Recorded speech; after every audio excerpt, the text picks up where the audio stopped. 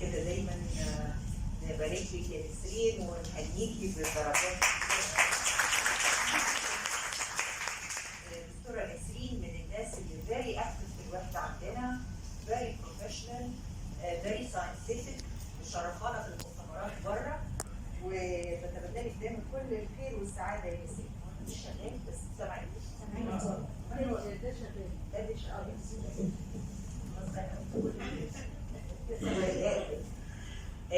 نسرين بقى هتقدم لنا حاجه جميله جدا. دكتوره رشا قالت الكلينيكال برزنتيشن، وازاي دكتوره داليا قالت الباثوجينيسيس. جايه بقى نسرين بتقول لنا هو مش كل حاجه تفكروا انها تكون اتوبيك ديرماتايتس او اكزيما، فبيكون there are other clinical manifestations المفروض نفكر فيها. not every eczema is atopic dermatitis. اتفضلي يا دكتوره نسرين. صباح الخير. انا النهارده هتكلم على توبيك زي ما دكتور شيرين قالت ان مش كل اكزيما از atopic dermatitis. I have nothing to disclose. الobjective بتاعتي is to think out of the box. يعني ايه think out of the box؟ I'm going to share with you some clinical features عيانين عندنا جم و they were the source اللي علمونا ان احنا لا انا مش همشي في classical way، مش هفكر ان العيان ده بس atopic dermatitis. I will think out of the box وافكر ده ممكن يبقى حاجه ثانيه غير الاتوبيك dermatitis. Beginning with, I will start simply. What is eczema? Eczema is a rash-like skin condition. It refers to any skin condition يبقى فيها inflammation, irritation, and itchy skin. Atopic dermatitis is the most common type of eczema. بس الطول بتاعي. Atopic dermatitis, it's a type of eczema and it is the most common type of eczema. طيب امتى افكر في العيان اللي جاي لي باكسما ده انه ده مش simply atopic dermatitis، ده حاجه ثانيه؟ لو انا عندي severe persistent eczema that is not responding للتريتمنت اللي انا بديه للعيان. A typical eczema في الage with distribution. Presence of other associated chemical findings that is not related to the atopic condition. وده broadly الحاجات يعني زي الريد فلاجز اللي تخليك تراجع نفسك ان العيان ده لا ده مش simple atopic dermatitis. انا هعيد تاني نفس السلايد اللي قالتها الدكتوره رشا بس عشان دايما تبقى دي sticking to our minds. النورمال distribution بتاعت الاكسما اللي هي بتختلف من عمر الطفل all through، يعني في كل مرحله بيبقى في most common site. في الايرلي infancy في الوش الفيس and scalp. Late infancy again the face and scalp will drop will extensor surface بتاعتي. في older children بيبقى في النك والflexure areas. طب what is the abnormal؟ الابنورمال لو انا لقيت واحد عنده اكسما في النوز، واحد عنده اكسما في الجروين او في الاكسلري، ده يخليني افكر لا انا ممكن ان انا مش ماشيه في الرايت تراك وانا I need to switch to my diagnosis and I would search more in this patient. طيب انا هبدا دلوقتي بكيسز هندسكس ودي انتراكتيف، هحتاج منكم يعني تجاوبوا معايا. هنحكي قصه كل عيان وانتوا تقولوا لنا انتوا رايكم ايه فيه. اول كيس he is a male patient. He is diagnosed early in life. كان عنده cow milk protein allergy. كان عياده الاميونولوجي باكسما that is severe. It's not responding to treatment. عامل IgE اكثر من 2000 وعنده bronchial asthma. We started treating this patient as a case of atopic, and then he started to have recurrent chest infection, recurrent skin abscesses, وكانوا بيبقى colonized بستاف اورز.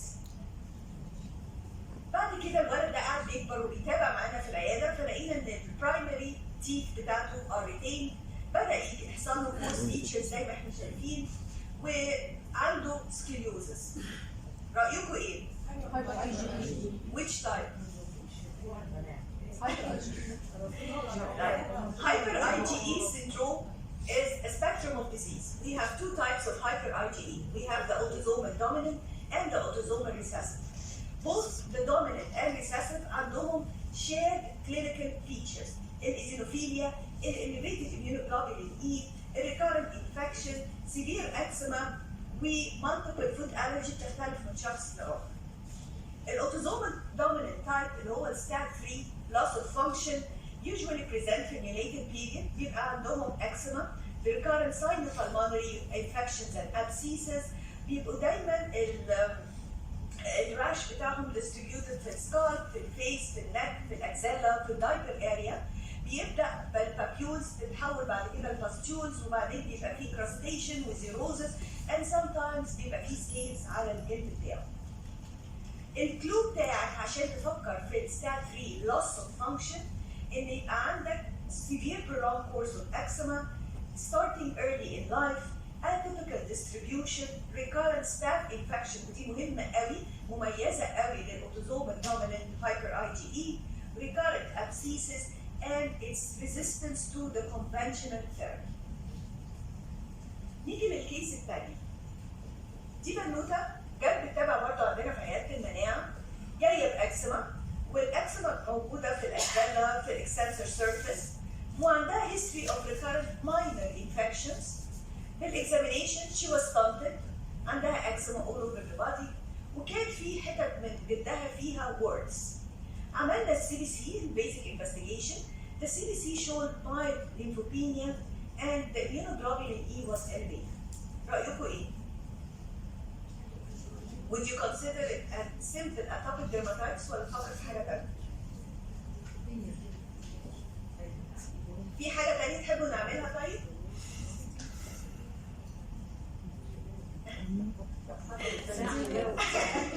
عملنا ليكوزايت سبسنت للعيانة دي، كان السي دي 4 بتاعها قليل، CD19 is normal, we did for her genetic sequence طلعت الautosomal recessive form of the hyper IgE which is the AA.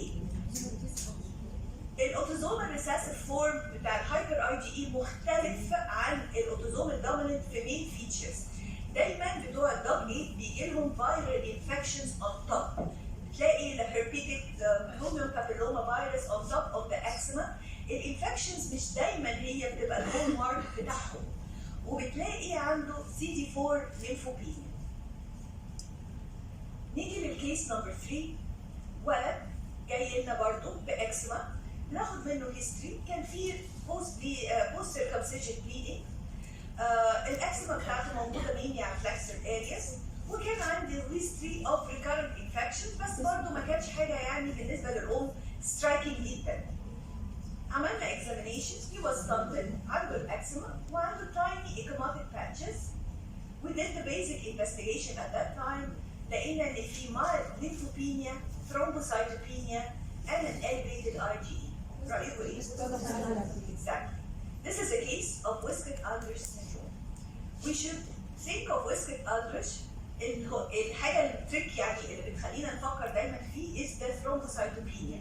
والثرومبوسايتوبينيا دي حاجة لازم نخلي بالنا منها قوي. ان انا لما الاقي عيان عنده persistent thrombocytopenia، whether والله عنده اكسما ما عندوش اكسما، عنده recurrent infection ما عندوش، لان Wiskott-Aldrich عنده سبيكترم، ممكن يجي بانفكشنز، ممكن يجي ببروليفريشن، ممكن يجي باكسما. فالبريسيستنت ثرومبوسايتوبينيا تخليك تروح تطلب من المعمل لو سمحت اعمل لي المين بليتلت فوليوم، عشان لو لقيت ان المين بليتلت فوليوم بتاعي صغير ده very characteristic للWiskott-Aldrich syndrome. كيس نمبر 4.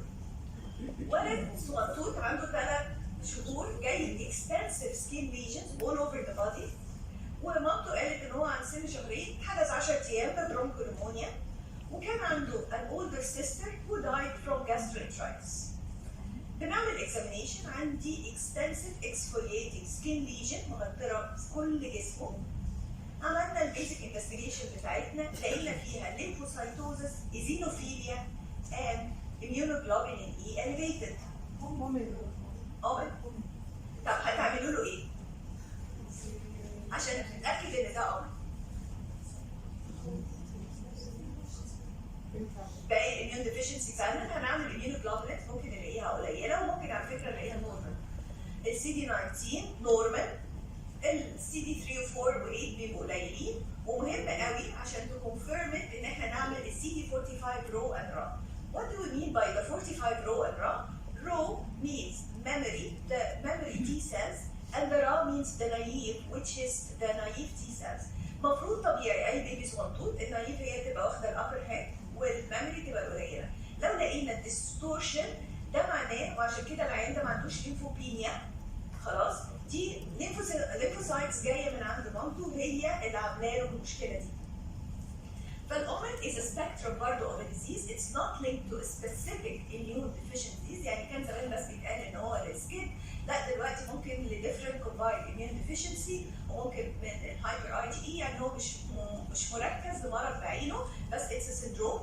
بيبقى فيه العيان عنده exfoliated erythroderma, diarrhea, lymphadenopathy, splenomegaly, failure to thrive, infections. الاي جي اي بيبقى عالي، بيبقى فيه ايزينوفيليا، ممكن تبقى لو ابسنت بي سيلز اور نورمال immunoglobulins تبقى قليله، وعلاجه ادي العيان ده اي بي اي جي وسبورتيف اند then transplant. I'm not going to present the case بس هايلايت ان برضه في مرض تاني في الاميون ديفيشنسي اسمه ايبكس، بيجيب diarrhea, eczema, diabetes و failure to thrive بيبقى presented early in life. The eczema in immune deficiency, you have to be careful. This could be a major differential diagnosis للeczema and atopic dermatitis. It is characterized by immune deficiency انها severe, resistant to treatment, chronic, وعليها دايما بيبقى chronic and recurrent infections whether viral or bacterial. بتيجي في abnormal site، ودايما بيبقى في family history of recurrent infection either في الطفل او في other family members. ودول الليست بتاعت اشهر immune deficiency diseases بتيجي بالeczema. Red flags again: early onset, difficult to treat eczema, abnormal site, disseminated recurrent infections, failure to thrive. Recurrent infections بقى مش on top of the skin in general، و family history. لما حضرتك تلاقي الريد فلاجز ده المفروض تعمل ايه؟ اعمل سي بي سي، اعمل ليمفوسايت سبسيت واميونوجلوبولين، وريفيرهم لو سمحت للاميونولوجيست. Other differential diagnosis of eczema that could mimic the atopic dermatitis، هقول على بسرعه جدا بعض الحاجات الثانيه. النمبر 1 the psoriasis، بتبقى فيها localized patch، بتبقى mainly على extensor surface، ممكن تيجي في السكالب، في البوتكس، في all over the body، بيبقى معاها pitted nails. Contact dermatitis دايما بتلاقي بيبقى المين كومبلين ان هو لما بيبقى in contact بحاجات معينه، وتلاقي الشخص ده عارف ان هو مثلا لو حط كونتاكت وذ سيلفر مع ديترجنتس معينه، فبتبقى بيجي له فيها زي اكسما، وبتبقى الراش ده بيجي مع الاكسبوجر لهذا الشيء، وبيبقى فيه ابسنت فاميلي هيستوري. السيبوريك ديرماتايتس اللي بتبقى شبه قوي الامن كايند اوف، it usually affects infants، بتبقى scaly patched, inflamed skin، بيبقى فيه dandruffs، دايما بتيجي في الاورلي parts of the body like the face, side of the nose, eyebrows, ears. الدرماتايتس هيربيتيفورمز اللي بتيجي مع السيلياك بتبقى chronic intensely itchy blistering skin disease. وليه اتسمت هذا الاسم؟ انها بتبقى شبه البليسترز بتاعه الهيربس سيمبلكس، بس it's not viral induced, it's due to the celiac disease. بيبقى معاها اتروبيسي. الهيستوسايتوزيس اكس بتبقى برضه بتيجي باكزيمة سكين ليجن، وللاسف انه مش هنقدر نفرقها قوي، يعني مفيش كلينيكال فيتشرز. ممكن الهيباتوسبلينوميجالي لو مع العيان، بس انت محتاج هنا تعمل انفستيجيشن فيرذر مور، اهمها انك تعمل سكين بايوبسي عشان تشوف الهيستوسايتس، وتطلب السبيشال بروتين بتاع الهيستوسايتوزيس اللي هو الاس 100 بيتا بروتين والسي دي 1 اي انتيجين. الكوتينيوس تي سيل ليمفوما كانت حاجه بنعتبر رير، بس بدانا نشوفها في الاطفال زي المايكوزس فانجويدس والسيزاري سيندروم. دول بيبقوا برضه unfortunately very difficult حتى للديرماتولوجيست ان هم يفرقوها ما بين السيمبل اكسما، بس we need a biopsy عشان نقدر نعرفها. الاكروديرماتايتس انتيروباتيكا او or the acquired zinc deficiency، ده نتيجه الديفيشنسي بتبقى للزنك whether it's an inherited or secondary to a disease. يبقى عندي well demarcated erythematous rash معاها crustation. اشهر مكان is around the mouth and anus، بيبقى فيه alopecia وفيه diarrhea مع العيان. Biotinidase deficiency is an inherited disease in which the body cannot handle the biotin. It appears early in life، بيبقى العيان معاه neurodevelopmental delay، ممكن بيبقى معاه vision loss, hearing loss, breathing problems, ataxia, skin rashes, alopecia, and fungal infection. finally, I will come to my take-home message that not every eczema is atopic dermatitis.